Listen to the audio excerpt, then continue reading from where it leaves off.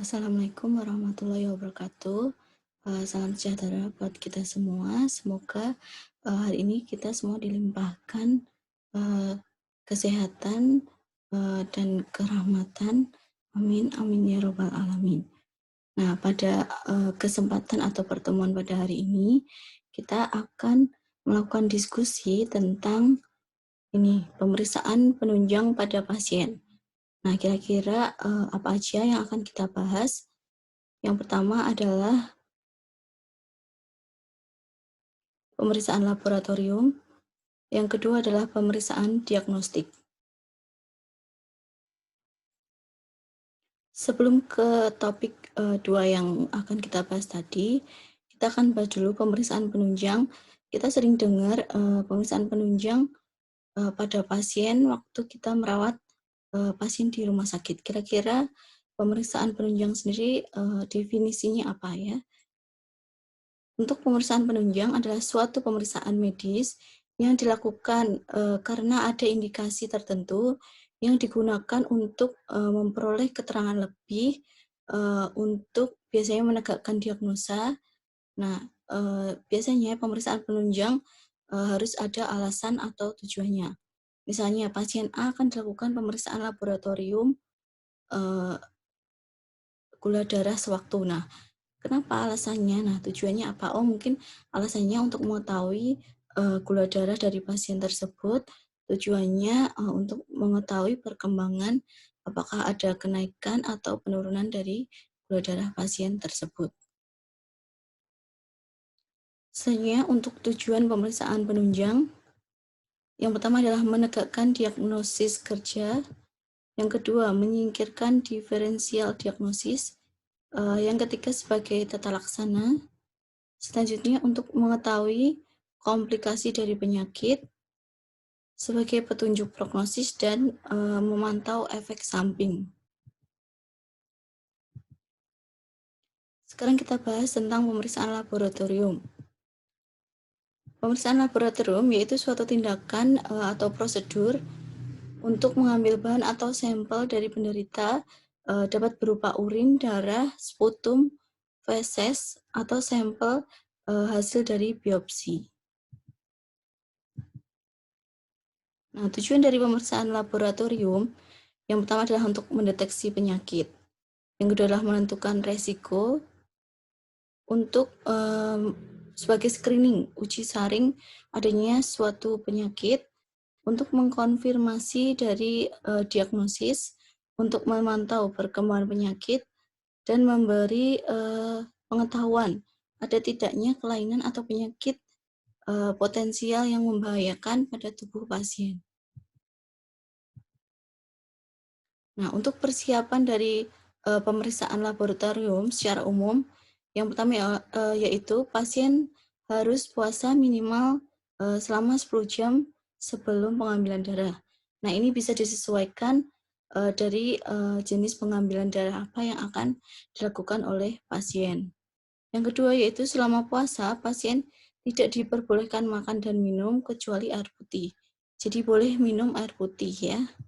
Yang ketiga adalah menghindari merokok, makan permen karet, minum kopi dan teh tanpa gula, alkohol, dan obat-obat terlarang. Selanjutnya, jangan melakukan aktivitas berat seperti berolahraga dan berenang kayak gitu ya, bersepeda sebelum pengambilan darah. Nah, pengambilan darah sebaiknya dilakukan pada pagi hari antara pukul 7 sampai 9 pagi. Nah, tadi untuk prosedurnya adalah melakukan puasa.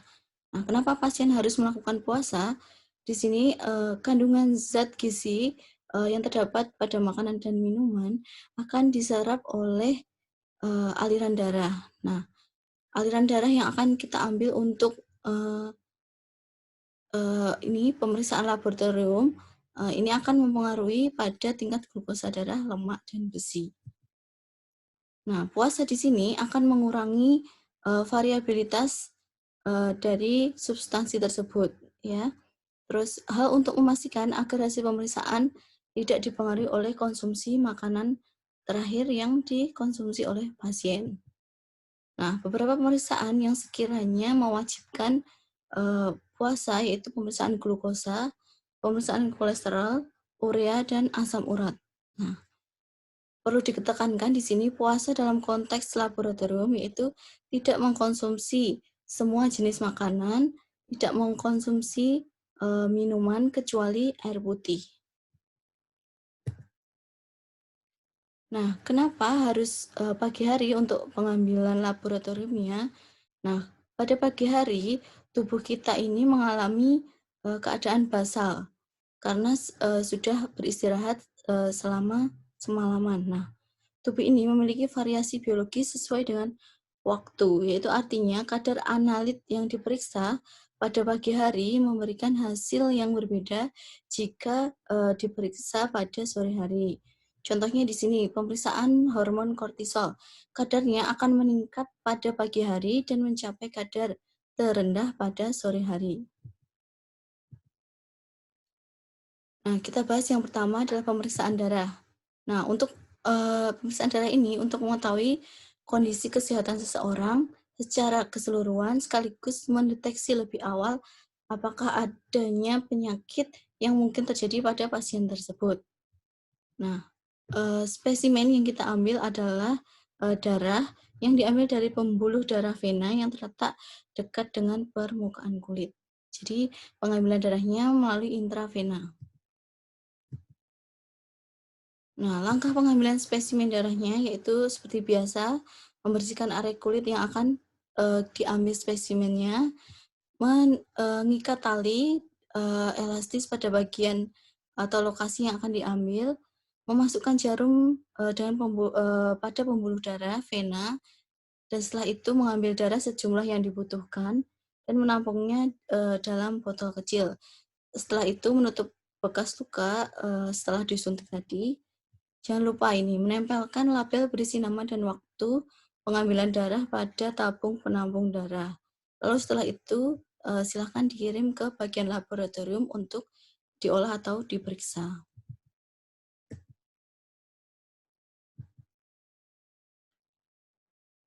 Ini daftar untuk pemeriksaan darah. Ada eritrosit, hemoglobin, hematokrit, ada SGPT, SGOT, biasanya untuk ginjal ini. Ada gas darah arteri, amilase, asam urat, gula darah puasa, dan gula darah postprandial. Yang kedua dari pemeriksaan laboratorium adalah pemeriksaan urin. Nah, urin ini diambil atau digunakan untuk mengecek apakah ada ini contohnya misal ada asam urat ya. Jadi kalau untuk mengecek asam urat, misal asam uratnya tinggi, apakah ada kelainan pada ginjal, keracunan timah, ada eklamsia dan leukemia. Nah, untuk mengecek bilirubin. Nah, jika bilirubinnya tinggi atau lebih dari normal, nah kita bisa lihat apakah ada penyakit obstruktif pada saluran empedu, apakah ada penyakit hepar atau kanker hepar. Nah, selanjutnya untuk human chorionic gonadotropin atau HCG, ini untuk mengetahui atau mendeteksi adanya kehamilan. Atau biasa kita sebut dengan alat tespek, ya, menggunakan urin. Selanjutnya, untuk prosedur pengambilan sampel urin pada wanita, ini lebih kepada pembersihan alat genitalia, yaitu membersihkan alat area sekitar uretra dengan menyapukan tisu pembersih kering pada organ intim dari depan hingga ke belakang secara searah. Selanjutnya untuk pada laki-laki, untuk area ujung kepala penis harus dipastikan kebersihannya sebelum dilakukan pengumpulan urin. Jadi dipastikan urin yang diambil itu tidak tercampur atau terkontaminasi dengan zat-zat atau cairan lainnya.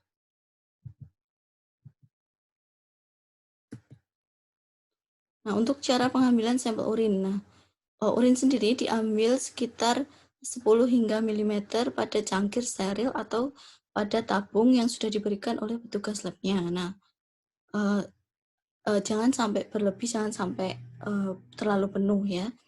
Nah, sampel ini harus ditampung langsung segera diperiksa. Nah, jadi setelah diambil harus segera diperiksa. Tetapi ini, jika pemeriksaan tidak bisa segera dilakukan, nah, maka urin ini harus disimpan di dalam lemari pendingin, agar tidak terkontaminasi. Nah, untuk jenis urin, ada urin sewaktu, yaitu urin yang dikeluarkan sewaktu-waktu bila dilakukan pemeriksaan. Ada urin pagi, yaitu urin yang pertama dikeluarkan sewaktu pasien bangun tidur.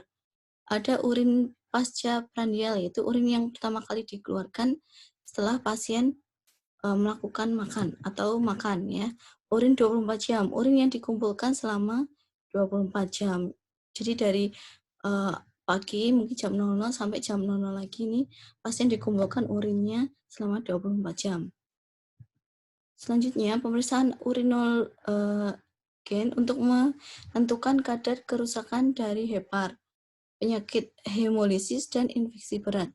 Nah, pemeriksaan ini digunakan untuk menentukan urenealisasi untuk menentukan berat jenis kadar glukosa dan pemeriksaan lainnya.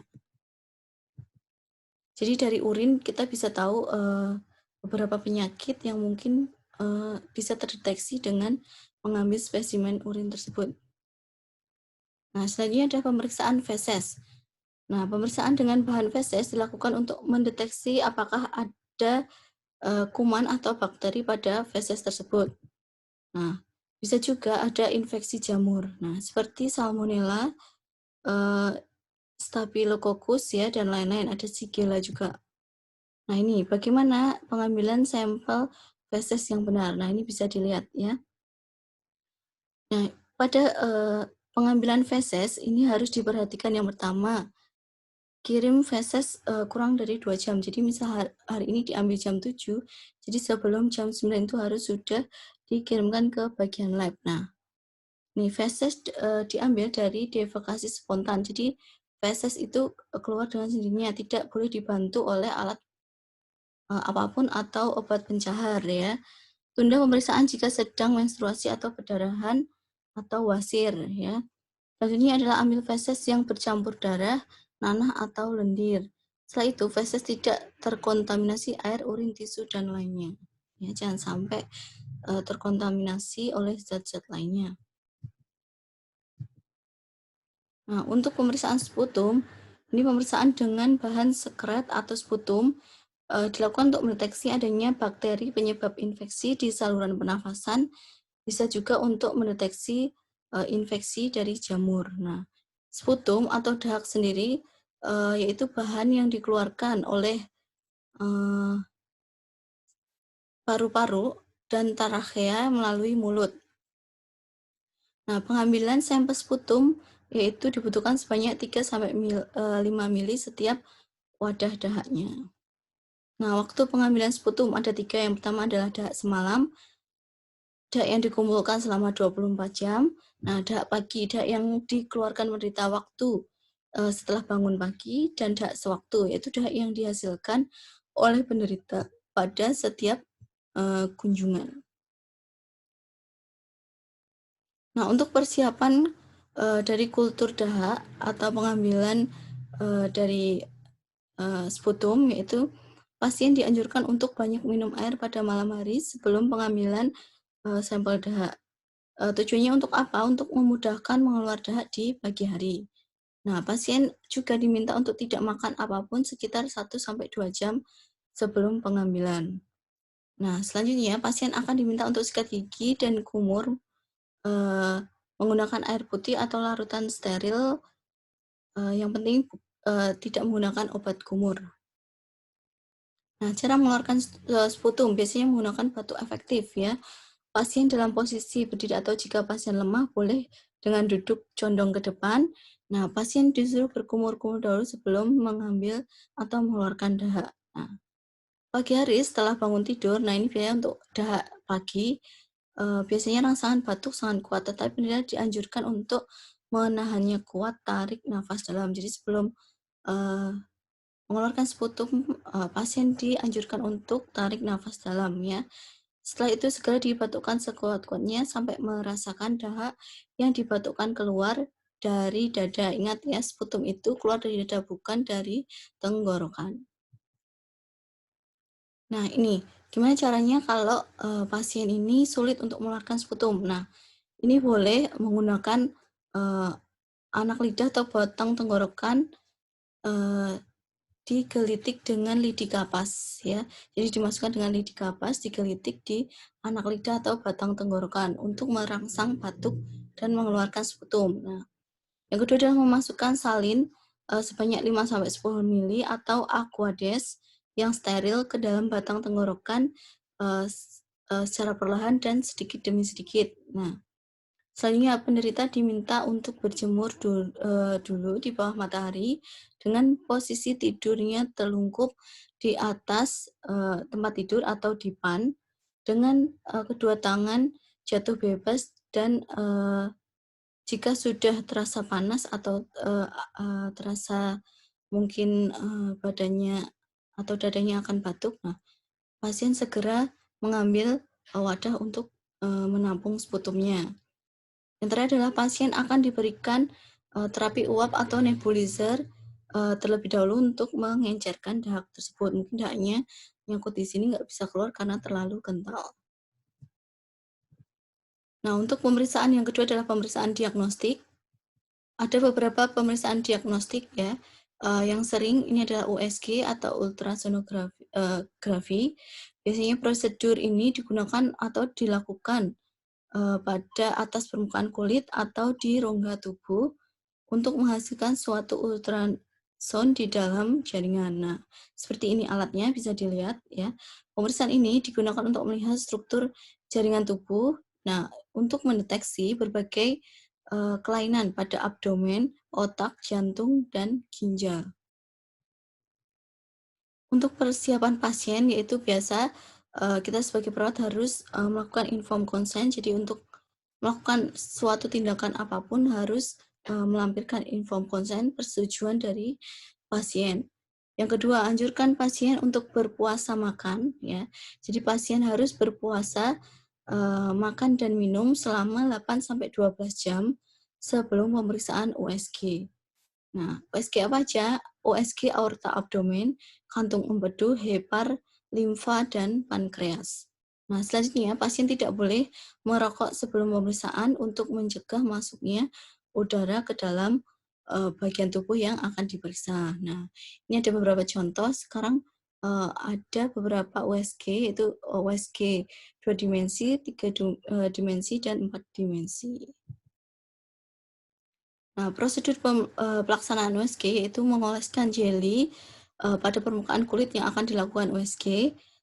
Setelah itu, transducer atau alat untuk USG-nya dipegang dengan tangan dan digerakkan ke depan dan ke belakang pada atas permukaan kulit yang dilakukan USG. Nah, USG ini dilakukan antara 10 sampai 30 menit.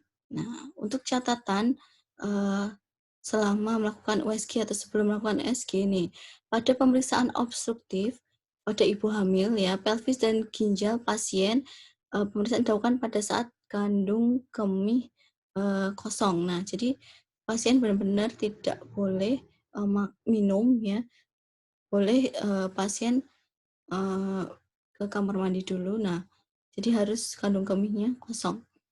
Nah, bila pemeriksaan pada jantung dianjurkan untuk dilakukan, maka pasien dianjurkan untuk bernafas secara perlahan-lahan saat dilakukan pemeriksaan tersebut. Nah, yang terakhir, bila pemeriksaan pada otak, lepaskan semua perhiasan dari leher dan jepit rambut dari kepala. Jadi tidak boleh ada barang atau sesuatu yang menempel pada tubuh yang mengandung besi atau aluminium dan lainnya ya. Atau perhiasan emas itu juga tidak boleh. Nah, selanjutnya adalah rongsen. Nah, rongsen atau dikenal dengan sinar X, yaitu pemeriksaan yang memanfaatkan sinar X untuk melakukan screening untuk mendeteksi kelainan pada berbagai macam organ. Di antaranya yaitu jantung, abdomen, ginjal, ureter, kandung kemih, tenggorokan, dan rangka atau di muskuloskeletal ya. Persiapan apa yang dilakukan oleh pasien yaitu biasa lakukan informed consent Untuk pemeriksaan rongsen ini tidak ada pembatasan makan atau minum untuk pasien ya. Tetapi pada dada pelaksanaan foto dengan posisi posterior anterior dapat dilakukan posisi berdiri. Dengan posterior anterior lateral dapat juga dilakukan karena yang dilakukan adalah bagian dada, jadi posisinya berdiri ya, seperti gambar di bawah ini. Nah, selanjutnya anjurkan pasien untuk tarik nafas dan menahan nafas pada waktu pengambilan foto sinar X. Nah, jadi waktu pengambilan foto atau rongsen ini biasanya petugas rongsen atau petugas radiologi akan memberikan aba-aba kapan kita harus tarik nafas, harus menahan nafas, seperti itu ya. Nah, untuk pelaksanaannya misalkan pada jantung, untuk pada jantung foto posterior anterior dan lateral kiri dapat diindikasikan untuk mengevaluasi ukuran dan bentuk jantung. Jadi rongsen ini bisa mengetahui apakah jantung mengalami pembekakan atau ada massa atau ada sesuatu kelainan pada jantung. Nah, untuk pada abdomen, pasien harus melepas baju dan menggunakan baju atau kain khusus pasien yang bisa dipakai dari depan. Nah, setelah itu pasien tidur terlentang dengan tangan menjauh dari tubuh serta organ vital harus dilindungi ya. Nah, untuk pada tengkorak, penjepit rambut, kacamata dan gigi palsu harus dilepaskan sebelum melakukan foto rongsen ya. Selanjutnya adalah pada rangka. Bila dicurigai terdapat fraktur, maka anjurkan puasa ya dan imobilisasi pada daerah fraktur. Jadi tidak boleh digerak-gerakkan terlebih dahulu sebelum dilakukan foto rongsen.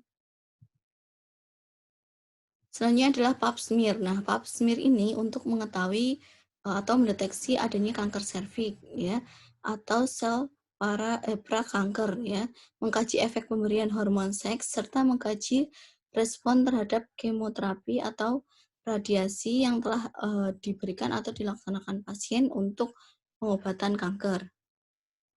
Nah, untuk persiapan biasa kita harus melakukan informed consent, tidak ada pembatasan makanan dan minuman. Nah, anjurkan pasien untuk tidak melakukan irigasi vagina, yaitu membersihkan vagina menggunakan sabun pembersih atau menggunakan zat lain ya. Memasukkan obat melalui vagina atau melakukan hubungan seksual sekurang-kurangnya adalah 24 jam atau 1 hari. Nah, untuk pelaksananya kita menggunakan spekulum atau biasanya kita sebut dengan cocor bebek ya, yang sudah dilumasi dengan air mengalir yang dimasukkan nanti ke dalam vagina. Nah, pap stick atau seperti test pack itu bentuknya ya, untuk mengusap serviks kemudian pindahkan ke kaca mikroskop dan dibenamkan ke dalam cairan fiksasi ya. Setelah itu berikan label nama dan tanggal pemeriksaan. Selanjutnya adalah mamografi, yaitu pemeriksaan atau bantuan sinar X ya atau rongsen tadi yang dilakukan pada bagian payudara, biasanya untuk mendeteksi apakah ada kanker payudara, kisah tumor ya, untuk menilai payudara secara periodik. Nah, persiapan dan pelaksanaannya lakukan informed consent seperti ini ya, tidak ada pembatasan cairan dan makanan. Pada pemeriksaan ini baju dilepas sampai pinggang dan perhiasan yang ada di leher, anting ya, di tangan harus dilepaskan. Setelah itu menggunakan pakaian atau gaun dengan bagian depan terbuka. Setelah itu anjurkan pasien untuk duduk dan letakkan payudara satu persatu di atas meja, yaitu secara bergantian di atas meja kaset sinar X. Gambarnya seperti ini ya. Setelah itu lakukan pemeriksaan. Selanjutnya adalah endoskopi, yaitu pemeriksaan untuk mengecek saluran pencernaan ya, untuk mengetahui apakah ada kelainan dari saluran pencernaan. Contohnya mungkin ada varises, ada neoplasma, ada esofagus, ada peptic ulcer ya.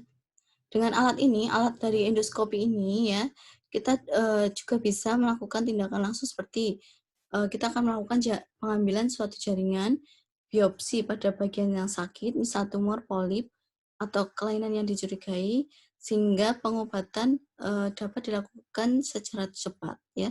Biasanya dilakukan oleh dokter-dokter spesialis dalam ya. Jadi untuk mengobati bagian organ dalam atau bagian pencernaan pada pasien. Nah, persiapan pada tindakan endoskop ini yang pertama yaitu pasien perlu memberikan informasi kepada dokter atau perawat jika memiliki kondisi medis seperti diabetes, kencing manis, hipertensi, atau sedang mengkonsumsi obat-obatan atau memiliki alergi. Nah, kenapa kayak gitu ya? Karena misal pada pasien diabetes harus dikontrol dulu gula darahnya, baru bisa dilakukan uh, tindakan endoskopi. Selanjutnya adalah puasa. Pasien tidak boleh makan minum selama 6-8 jam sebelum dilakukan tindakan. Nah, selanjutnya adalah diet rendah residu ditambah dengan obat pencahar untuk membersihkan usus besar pada pemeriksaan kolonoskopi agar dinding usus bagian dalam terlihat dengan jelas. Jadi endoskopi ini ada dua, kolonoskopi untuk bagian pencernaan bawah dan untuk atas duodenoscopi ya.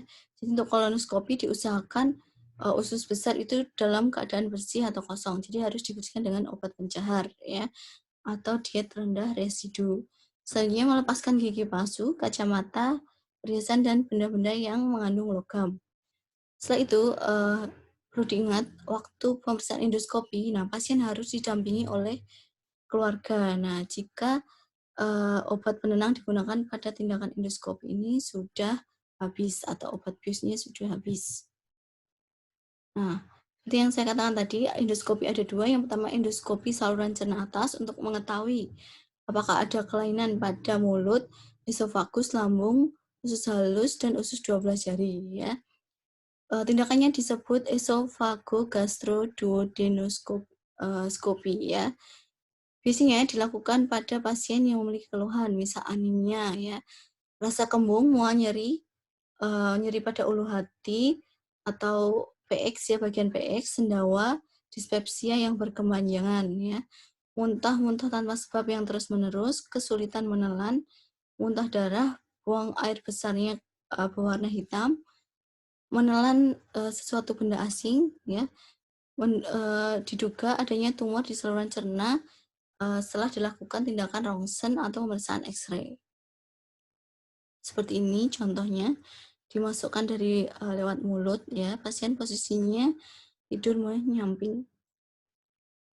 Nah, pelaksanaan pemeriksaan esophagogastroduodenoscopy yaitu tenggorokan akan disemprot dengan suatu bius lokal ya, jadi tetap dibius. Tenggorokan kemudian menerima obat melalui urat darah. Habis dibius melalui tenggorokan, pasien disuntik melalui IV intravena untuk membantu lebih santai selama dilakukan pemeriksaan. Setelah itu, pasien akan dibaringkan. Biasanya yang disuntikan adalah obat anti nyeri ya. Pasien akan dibaringkan ke samping, posisinya ke samping pada posisi nyaman ketika endoskopi dimasukkan dengan hati-hati melalui mulut. Nah, setelah tindakan dilakukan, pasien harus istirahat paling tidak 15-30 menit, baru boleh melakukan makan atau minum lagi setelah 1 jam ya. 15-30 menit baru boleh melakukan aktivitas. Nah, setelah itu 1 jam baru boleh makan atau minum. Nah, pasien mungkin merasa tidak nyaman pada tenggorokan ya karena dimasukkan sesuatu benda asing ya atau alat endoskopinya akan merasa tidak nyaman selama 1-2 jam. Nah, untuk endoskopi saluran cerna bawah atau kita sebut dengan kolonoskopi, biasanya untuk memeriksa apakah ada kelainan pada anus, kolon, dan usus besar. Nah, kapan kita harus melakukan kolonoskopi ya? Kita akan melakukan pada pasien dengan diare yang berlangsung lebih dari 2 minggu berturut-turut ya, keluar darah dari lubang anus atau dubur, memastikan kelainan yang ditemukan pada pemeriksaan X-ray. Nah, misal pada pemeriksaan X-ray ditemukan di bagian kolon ada infeksi atau perdarahan. Nah, perlu dilakukan kolonoskopi ya. Nyeri atau ketidaknyamanan perut secara terus-menerus disertai dengan perubahan pada buang air besar. Biasanya buang air besarnya dalam cair ya. Nah, untuk pelaksanaan pemeriksaannya yang pertama adalah memberikan obat melalui urat darah atau vena intravena ya, sebagai biasanya untuk anti nyeri. Nah, pasien berbaring ke samping atau ke depan saat kolonoskopnya dimasukkan melalui usus besar dari anus masuk ke usus besar. Nah, tindakan ini biasanya berlangsung sekitar 15 sampai 45 menit. Nah, setelah dilakukan tindakan tersebut, pasien membutuhkan istirahat selama 1 sampai 2 jam baru boleh atau nyaman melakukan aktivitas seperti semula. Selanjutnya adalah pemeriksaan CT scan ya. Pemeriksaan CT scan biasanya menggunakan sinar X sama dengan rongsen ya. Tapi di sini bedanya kalau CT scan ini dapat menghasilkan gambar dalam bentuk irisan ya. Sehingga kita atau pemeriksa dapat melihat masing-masing gambar irisan yang diambil secara detail, yaitu untuk mendiagnosa suatu penyakit dengan lebih akurat. Nah, pasien ini diminta berbaring di atas meja periksa yang akan masuk ke dalam mesin CT scan yang berbentuk seperti terowongan seperti ini ya. Nah, untuk pemeriksaan CT scan ini, pasien disiapkan untuk puasa beberapa jam sebelum pasien akan dilakukan CT scan dengan disuntik cairan kontras ya. Sebelum melakukan CT scan ini, sebaiknya pasien mengabari dokter atau perawat mengenai alergi obat yang diderita atau yang dimiliki, terus pengobatan apa atau obat apa yang sedang dikonsumsi oleh pasien. Seitu kondisi khusus lainnya seperti kehamilan dan anak kecil dilarang untuk melakukan CT scan karena sinar X yang dipancarkan oleh CT scan ini lebih berbahaya daripada pemeriksaan rongsen biasa. Jadi ibu hamil dan anak kecil atau balita dilarang untuk melakukan CT scan ya. Nah, kegunaan CT scan ini untuk menilai apakah kondisi pembuluh darah pada pasien dengan jantung koroner ini seperti apa ya, akan membaik, melebar, menyempit, atau ada penyumbatan. Untuk mengetahui adanya emboli paru, setelah itu mengetahui pembesaran pembuluh darah di aorta, mengetahui kelainan pembuluh darah lainnya di seluruh tubuh, dan untuk mengamati metastasis atau penyebaran dari tumor dan kanker. Jadi ini bisa diketahui letak dan jenisnya. Oh, misal kanker payudara dia sudah menyebar di bagian mana? Oh, sudah di jantung. Jadi bisa diketahui letak dan jenisnya, terus seberapa besar. Nah, ini bisa dilihat menggunakan CT scan. Selanjutnya adalah EEG atau elektroencephalografi ya. Encephalografi ini otak ya. Jadi pemeriksaan ini dilakukan untuk mendeteksi gelombang pada otak atau aktivitas listrik dalam otak yang tidak normal ya. Tujuannya sudah pasti yaitu untuk mendeteksi ada tidaknya kelainan pada aktivitas listrik pada otak ya. Elektroda seperti ini yang akan ditempelkan pada kepala berbentuk seperti piringan logam kecil akan dipasang pada kulit kepala pasien. Di sini elektroda menganalisis sinyal listrik yang dihasilkan oleh otak dan mengirimkannya ke layar komputer yang nantinya akan dibaca apakah ada kelainan atau tidak. Nah, indikasi pemeriksaan EEG yaitu penyakit kejang seperti epilepsi, cedera otak, peradangan otak, tumor otak, ensefalopati atau gangguan fungsi otak, atau kekakuan otak, gangguan ingatan, gangguan tidur, stroke, dan demensia ya. Untuk persiapannya, yaitu pasien akan diminta untuk keramas pada malam sebelum pemeriksaan. Jadi rambut ini sebelum dilakukan pemeriksaan harus dalam kondisi bersih. Setelah itu, pasien tidak boleh memakai produk rambut seperti gel, spray, atau minyak rambut pada hari pemeriksaan dilakukan ya. Setelah itu jangan lupa beritahukan kepada perawat atau dokter terkait obat-obat yang dikonsumsi atau alergi obat yang dialami ya. Hindari mengkonsumsi makanan atau minuman yang mengandung kafein setidaknya 8 jam sebelum pemeriksaan EEG ini dilakukan. Nah, pada beberapa kasus pasien akan diberi obat bius biar pasien tersebut tetap tenang dan tertidur selama pemeriksaan.